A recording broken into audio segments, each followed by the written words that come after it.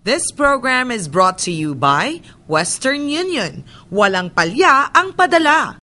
Good morning, Maricel. Good morning sa ating mga televiewers na patuloy na tumatangkilik sa nag-iisang programa para sa mga marino. Magandang umaga rin sa iyo, Admiral. At syempre, magandang umaga po sa ating mga televiewers. At syempre, para sa ating mga kamarino mula sa Visayas, maayong buntag kaninyong tanan.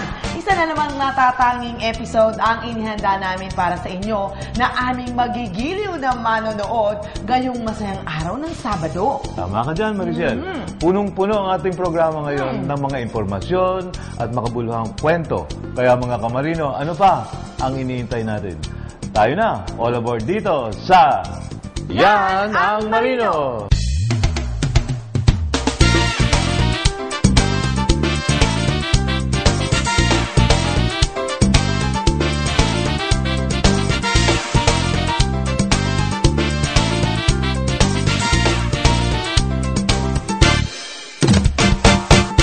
O nga pala, Maricel, Yes, Admiral. masaya ko para sa iyo dahil sa patuloy mong paglilingkod sa ating mga kamarino. At salamat sa pagkakataon na makasama ka sa iyong bagong programa sa radyo na All Aboard Pinoy Abroad. Nako, sir. Thank you so very much, ha. At syempre, nag-level up na po ang Yan ang Marino. Mapapanood nyo na po ang inyong lingkod every Saturday din. Saturday din po ito. Saturday. 8 o'clock to 9 o'clock p.m. sa Teleradyo at saka syempre sa DZMM sa Istrenta. Mapapanood din po tayo sa The Filipino Channel at saka through internet www.dzmm.com o kaya naman kung gusto nyo makita po yung mukha namin dalawa ni Alex Santos na napakabatikang broadcaster, ay makikita niyo po yan sa DZMM TFC Now. Ayan. At syempre, sabi ko nga, maraming salamat sa aking partner na si Admiral Santos.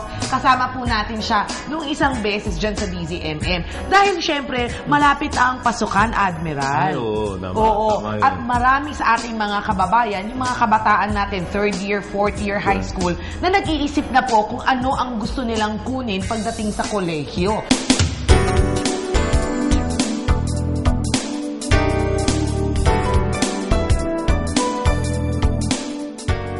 Sa ngayon, malaki ang demand sa maritime industry. In fact, 30,000 ang kinakailangan na opisyal ng barko for the next 5 years. Marami pang shortage natin ng mga opisyal, mga pinuno sa barko. Sinasabi na mga 27,000. Wow! Ganun. Malaki yun, sir, ha? Malaki yun. Oo, ang konti dami. lang pumapasa sa board exams. O yun, speaking of mga board exams na ganyan, Admiral, sabihin nga natin sa ating mga kababayan ngayon, no? Lalo na yung mga parents, no? Makabalay mo, di ba? Gusto nilang maenggan yung kanilang mga anak to go into seafaring. Ano-ano ba talaga ang dapat na paghandaan ng isang kabataan kung siya ay gustong sumabak dyan sa pagkamarino? Unang-una, kailangan may konting above average na konting kaalaman sa mathematics. Bakit, sir? Kasi Maraming... technical eh. Oo nga. Oo. Nagpapalakad ka ng barko. Correct. Diba? Oo. Hindi naman basta-basta yan, napapasok ka lang at tatakbo mag-isa yung barko. Oo. Aayusin mo yun Ayusin mo. So, merong calculus. Magnanavigate ka. Navigation. Okay. Ano pa, sir? Kaya, kailangan marunong ka ng spherical geometry kasi ang mundo ay bilog. Tama. Hindi naman diretso. Oo, tama. Bilog. Oo, bilog nga naman. Bilog. Kaya medyo Oo. maselan yung pag-compute mo ng iyong pupuntahan. Para makarating ka kung sa destination mo. Do you have what it takes to become an outstanding seafarer? Ano ba ang trabaho at buhay ng isang marino?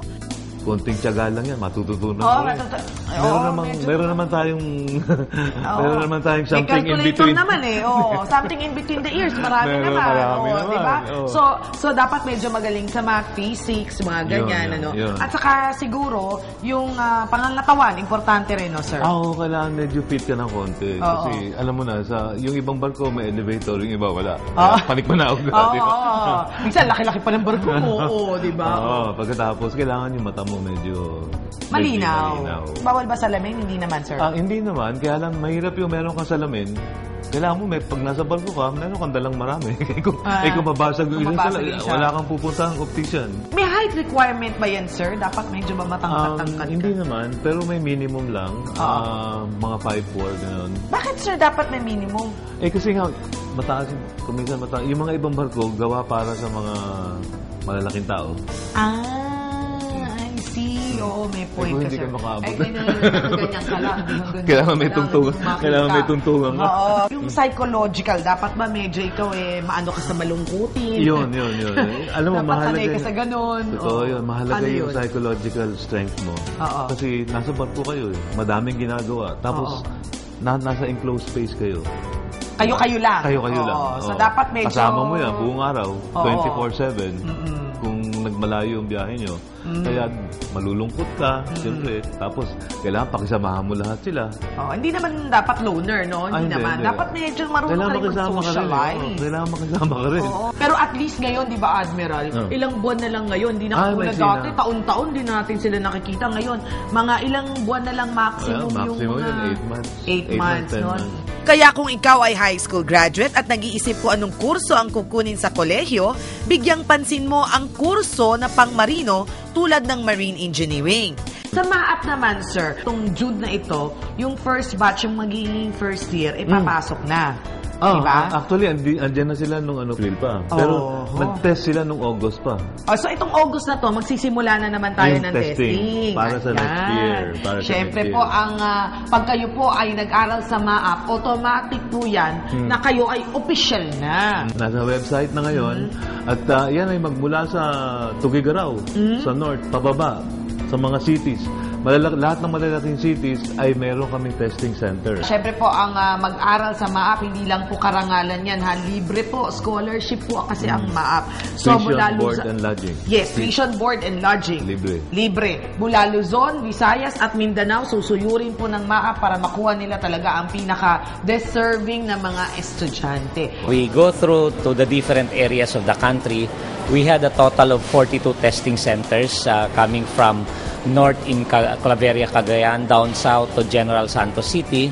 And we had a total of more than 10,000 plus applicants for this year. They have to go through actually a series of screening process.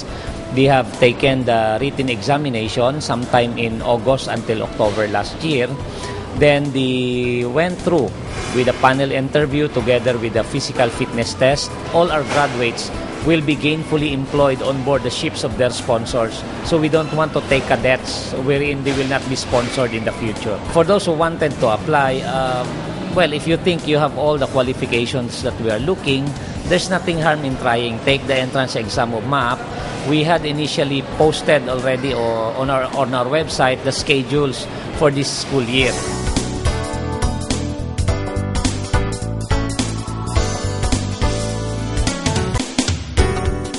Isang masaganang buhay ang naghihintay sa mga masisipag at matsatsagang Pilipinong mandaragat.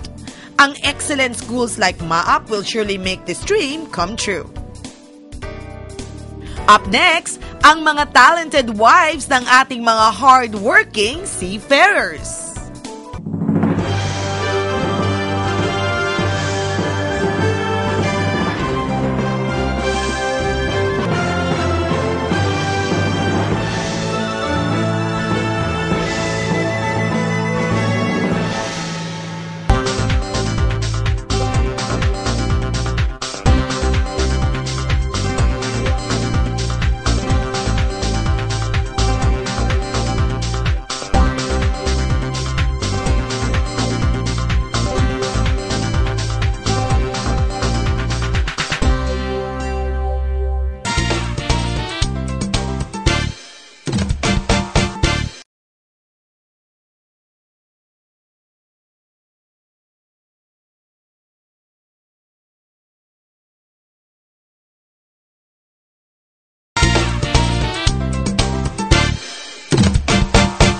May kasabihan na behind every successful man is a woman. Kaya naman hindi pinapalakpas ng yan ng Marino ang pagdalo sa tribute to the hardworking seafarers' wives entitled Bidang Nanay 2011. Bidang Nanay 2011 at syempre nakibahagi po tayo sa pagbibigay pugay sa mga inang hindi nagsasawang sumuporta at magsakripisyo para sa magandang kinabukasan ng kanilang pamilya. Syempre, proud na proud din ang mga mister, di ba, na talaga namang nagmamahal sa kanilang mga may bahay o partner sa buhay. Correct. Halina po at makiselebrate tayo sa kanila.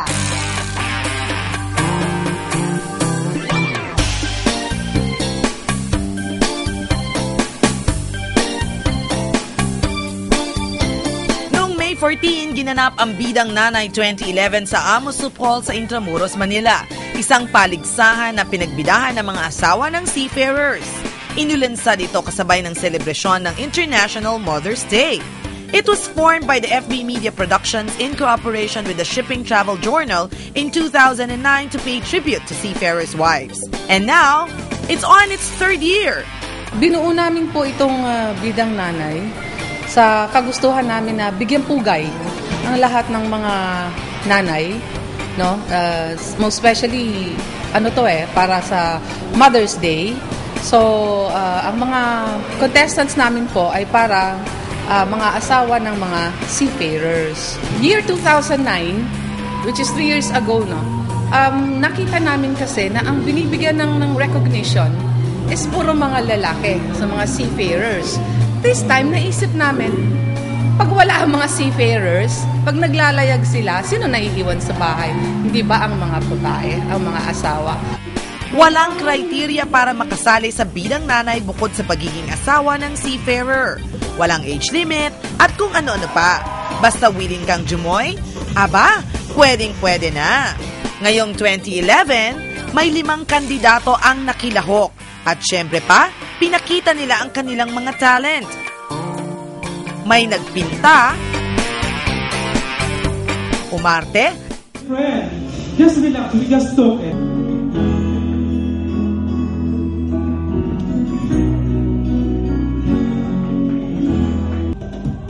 At humataw sa sayawan.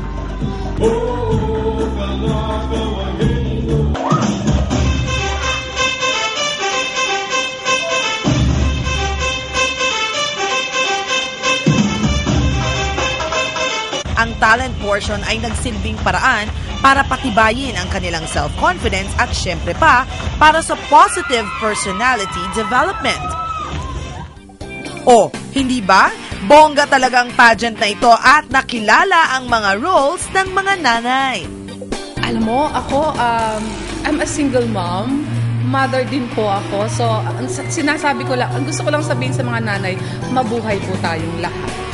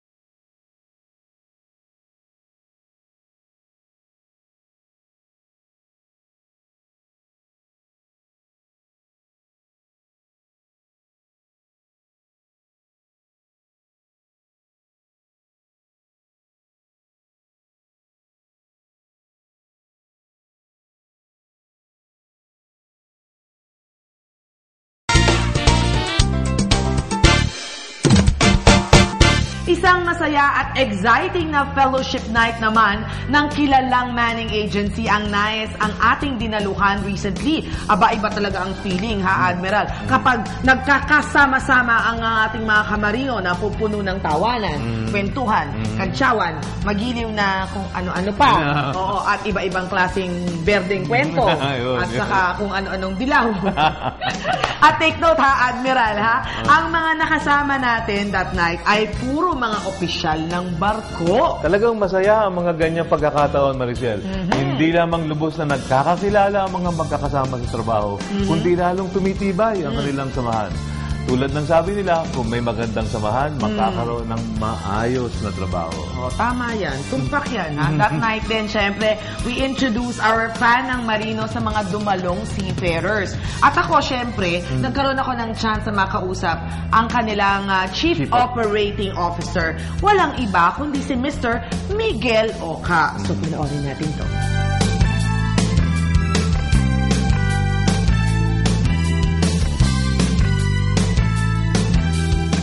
Dumalo ang Yanang Marino sa fellowship night ng mga opisyal ng barko ng Nais Shipping Company. At syempre, hindi namin pinalampas ang pagkakataong ito to invite our seafarers to join Fan ng Marino.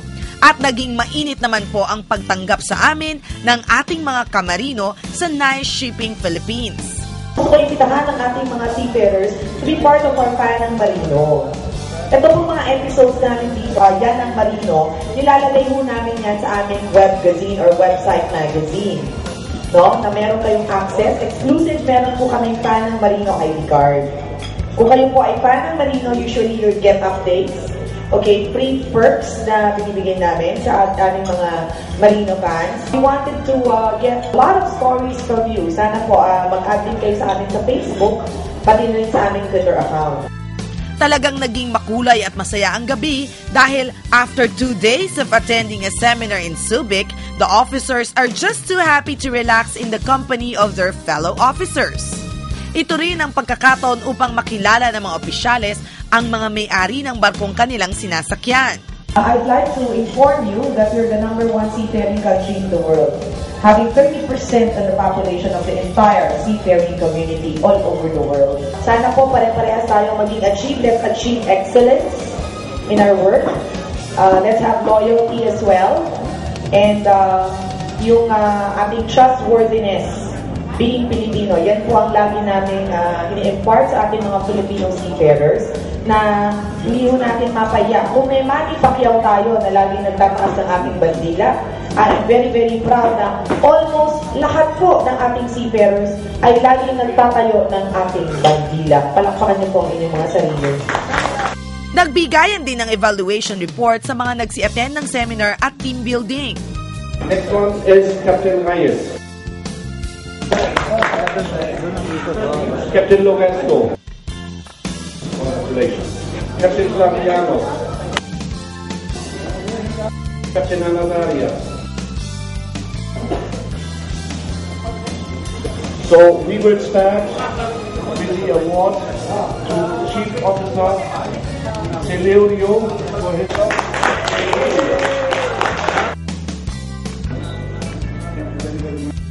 May we call on Chief Officer Juanito F. Ramos for the 18 years of loyal and productive service.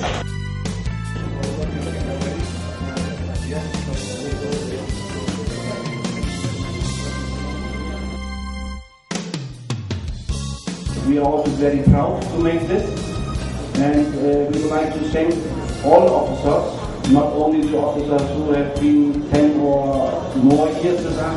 We thank all of you for serving Soma Neptune. At eto pa, nagkakwentuhan din natin ang magiting na Chief Operating Officer ng Nais Shipping. It's a big honor that major honor that I'm here. Nandito ako sa Yanang Marino. 2 days there, overnight days. They had an overnight stay at Subic, and then team building. And then when we arrived in Manila this afternoon, they're actually dito for a fellowship night na. Paano to? Ginagawa nyo to taon-taon, kada buwan, kada half a year? Paano to? Our principal, Soma Neptune, which is based in Germany, we do it once a year for the prestigious company, shipping company. Ilan na po ba ang ating mga opisyal ng barko ngayon? Napakarami nila eh. Ilan na po ba sila? Yeah, right now around 45 or 50 participants that are on vacation right now that to accommodate together. It's really nice to have this kinds of team building, no? Importante. Bakit po ba talagang importante sa isang kumpanya ang team building? Bakit importante ang mga refresher courses? Bakit importante po yan, sir? Well, ang refresher course is basically just to refresh the knowledge or the memory of our officers, but basically the goodwill that the company gives to the officers, to the seaman. Kasi pagka nasa barko sila, puro trabaho di ba? Pagka andito sila sa bakasyon, that's the time they get to know each other, they get to know the personality of each other. So, mas closer tuloy ang for the principal to get to know the officers that man their multi-million-dollar vessels. Importante rin yan, na malalaman nila kung sino yung amo nila. Sino ang may-ari talaga ng kanilang mga barko. Anyway, sir, congratulations to your team building. Basta parati kayo manood ng Yan ang Marino, you'll be updated all the time. Congratulations to the officers of Nice Shipping Philippines for a very successful seminar and a wonderful evening of camaraderie. Mabuhay po kayong lahat! We are from Nice Shipping Philippines and you are watching Yan ang Marino!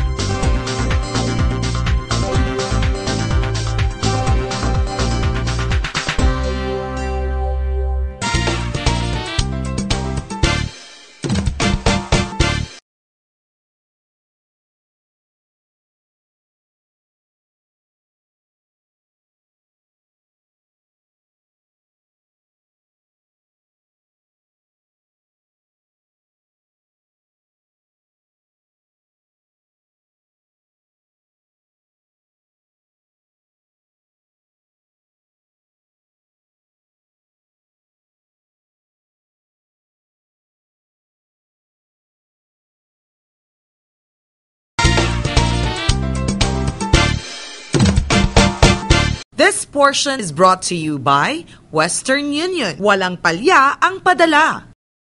Admiral, ano yung mga nakasanayan mong gawin dati na hindi mo nagagawa nung ikaw nasa barko together with your family na nami-miss mo?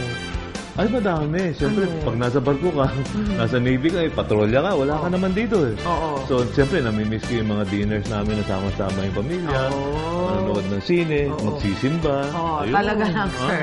Namimiss mo yun talaga. Yan. Sige. Sabi ko nga, namimiss talaga ni sir yun Kaya naman, may mga nakasanayan tayong mga gawaing pamilya na kapag nasa malayo tayo, ay nais pa rin natin maging kabahagi nito. Tulad na lamang po ng simpleng pamimili ng grocery ng isang masayang bonding moments ng pamilya ni Miss Lay Castillo na asawa po ng isang seafarer. Kaya naman salamat sa Western Union. Ang mga ganitong family affairs ay patuloy na kanilang nagagampanan. Kahit malayo sila, parang nandito na rin. Ako si Layli Alfonso Castillo. Ang husband ko sa stall nagtatrabaho. Siyang chief steward. Meron akong 4 na anak. 3 boys at 1 girl. Likas na sa ating mga Pilipino ang pagiging mahilig sa pamamasyal, pag-window shopping o kaya shopping, pamimili ng kung ano-ano, at mag-grocery. Kadalasan, ito na din na nagsisilbing bonding moments ng pamilya, gaya na lamang ng pamilya ni Layli Castillo.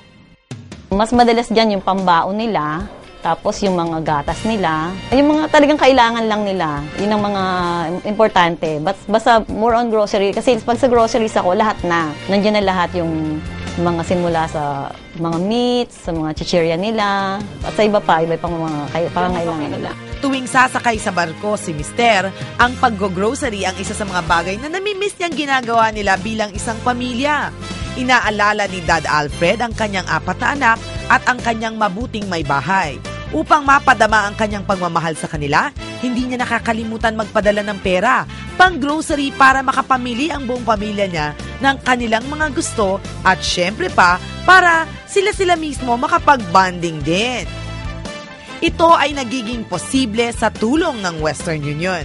Nagpapadala si Daddy sa amin ng pera through Western. Twice a week yun or depende kung sa pangangailangan. Hindi na kami nagtiwala kasi sa iba. Through Western lang kasi mas mabilis. Sa pinag-groceryhan ko kasi meron siyang office doon na madali, pag nakuha ko na siya, diretso na ng grocery. Twice a week yun, ginagawa ko kasi every Saturday yung aming grocery. So, binabudget ko siya for 4 weeks.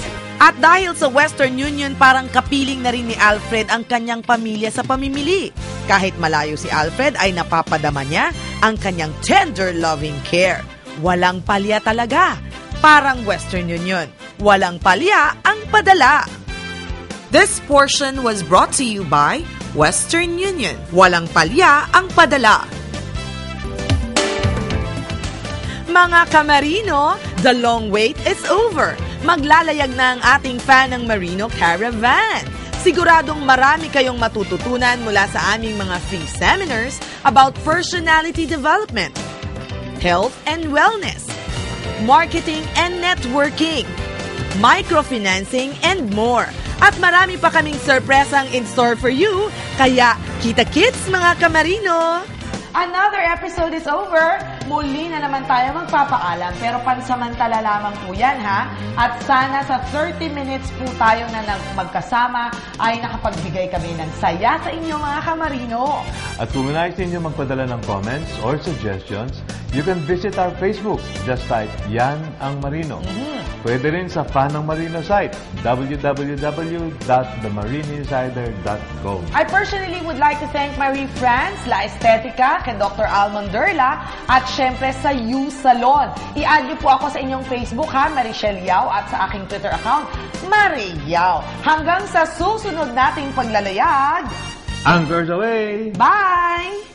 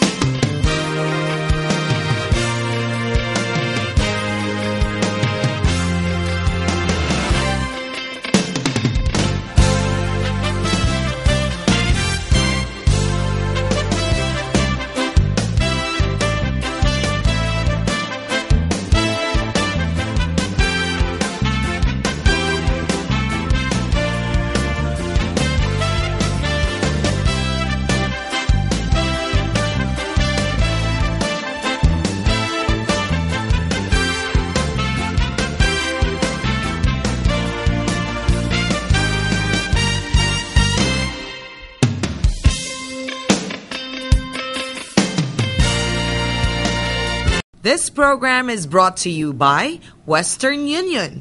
Walang palya ang padala.